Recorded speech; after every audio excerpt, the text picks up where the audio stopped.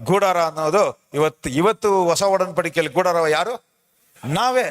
ಹಾಗಾದ್ರೆ ಇವತ್ತು ದೇವರು ವಾಸ ಮಾಡುವ ಸ್ಥಳವಾಗಿದ್ದೀವಿ.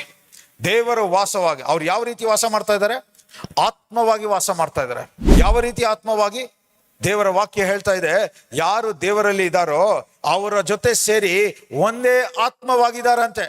ನಿಮ್ಮ ಆತ್ಮ ಪ್ರಾಣ ಶರೀರದಲ್ಲಿ ಯಾವಾಗ ದೇವರ ವಾಕ್ಯವನ್ನು ಸತ್ಯವನ್ನು ಕೇಳಿ ಸತ್ಯದ ಆತ್ಮ ನಿಮ್ಮ ಆತ್ಮದೊಂದಿಗೆ ಒಂದಾಗಿದೆಯೋ ಆವಾಗ ದೇವರು ಆತ್ಮವಾಗಿ ನಿಮ್ಮ ಆತ್ಮದೊಂದಿಗೆ ವಾಸ ಮಾಡ್ತಾ ಇದ್ದಾರಂತೆ.